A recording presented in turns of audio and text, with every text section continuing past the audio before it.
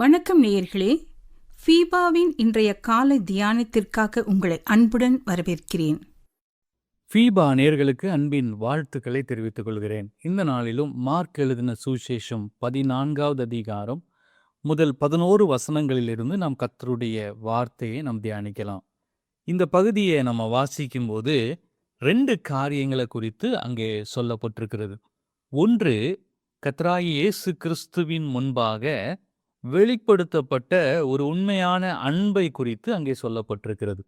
இரண்டாவதாக, இயேசு அங்கே இருக்கும்போது அவருக்கு பின்பதாக வெளிப்படுத்தப்பட்ட துரோகமான ஒரு செயலை குறித்தும் இந்த பகுதியிலே நாம் பார்க்கிறோம்.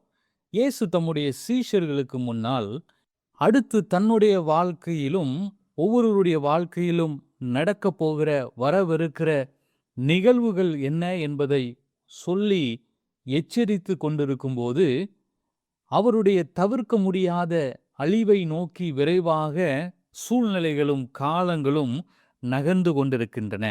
யூத மத தலைவர்கள் இயேசுவை கைது செய்து மரண தண்டனை கொடுக்க அங்கே பிரயாசப்பட்டு கொண்டிருக்கிறார்கள். அவர்கள் விருப்பம் கொண்டவர்களாயிருக்கிறார்கள்.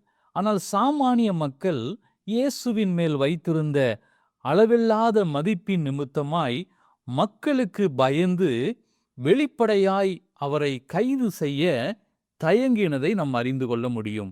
இந்த பகுதியில நாம் பார்க்கும்போது இங்கே நான் ஆரம்பத்திலே சொன்னது போல ஒரு உண்மையான அன்பை அங்கே ஆண்டவர் வெளிப்படுத்துகிறார். விருந்தினர் ஒருவர் வீட்டிற்கு வரும்போது அல்லது அவர் சாப்பாட்டுக்கு உட்கார்ந்த போது சில துளிகள் வாசனை திரவியங்களை ஊற்றுவது வழக்கம். ஆனால் இந்த பெண் இயேசுவின் தலையில் ஊற்றியது சில துளிகளை அல்ல, அவள் ஜாடியை உடைத்து முழு மனதுடன் அபிஷேகம் செய்தாள். அந்த பெண் செய்தது ஒரு அழகான விஷயம் என்று இயேசு சொன்னார். அன்பு உண்மையாக இருந்தால் அதில் எப்போதும் ஒரு மகிழ்ச்சி இருக்க வேண்டும். அதை செய்வதற்கான வாய்ப்பு ஒரு முறை மட்டுமே வருகிறது. இயேசுவின் வெல்ல முடியாத நம்பிக்கையை நாம் காண்கிறோம்.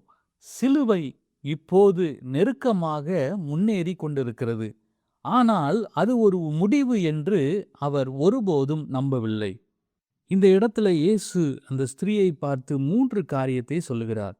என்னிடத்தில் நற்கிரியை இவள் செய்திருக்கிறாள். இரண்டாவதாக, இவள் தன்னால் இயன்றதை செய்தாள். மூன்றாவதாக, இந்த சுவிசேஷம் உலகத்தில் எங்கெல்லாம் பிரசங்கிக்கப்படுமோ அங்கங்கே இவளை நினைப்பதற்காக இவள் செய்ததும் சொல்லப்படும் என்று மெய்யாகவே உங்களுக்கு சொல்லுகிறேன் என்று கிறிஸ்து கூறுகிறதை நாம் பார்க்கிறோம். உண்மையான அன்புக்கு தேவன் தருகிற ஒரு உண்மையான சாட்சியை நாம் பார்க்கிறோம். கர்த்தராகிய கிறிஸ்து இயேசுவினுடைய நற்செய்தி உலகம் முழுவதும் செல்லும் என்று இயேசு கிறிஸ்து நம்பினார். அந்த நற்செய்தியுடன் இப்பெண்மணி செய்த மகத்தான செயலும் சொல்லப்படும் என இயேசுவானவர் கூறினார். இரண்டாவதாக, வெளிப்படுத்தப்பட்ட ஒரு துரோகமான செயலை இந்த பகுதியிலே நாம் பார்க்கிறோம். ஒருபுறம் இயேசுவிடம் மிகுந்த அன்பு செலுத்தின மரியாளாக இருந்த போதிலும் யூதாஸ் மிகவும் பயங்கரமான விசுவாசமற்ற செயலை மறுபுறம் செய்ததை மார்க்கு குறிப்பிட்டு எழுதியுள்ளார். யூதாஸை பற்றி நாம் நினைப்பது போல் எப்போதும் அவன் இருதயத்தில் வஞ்சனை குடிகொண்டிருக்கும். இது மிக சிறிய சொற்களால் எழுதப்பட்டிருந்தாலும் யூதாஸ் ஒரு தவறான நோக்கத்தை கொண்டிருந்தார் என்பதை நாம் அறிந்து கொள்ள முடியும். பேராசை, பொறாமை மற்றும் தவறான லட்சியம் யூதாசுக்குள் பிசாசு நுழைந்ததாக லூக்கா மற்றும் யோவான் இருவரும் மிக எளிமையாக கூறுகிறார்கள். இதை லூக்கா எழுதின சுவிசேஷம் 22வது அதிகாரம் 3வது வசனத்திலும் யோவான் 13வது அதிகாரம் 27வது வசனத்திலும் நாம் வாசிக்க முடியும். இவை யூதாசை இயேசுவை காட்டி கொடுத்ததை கூறுகிறது.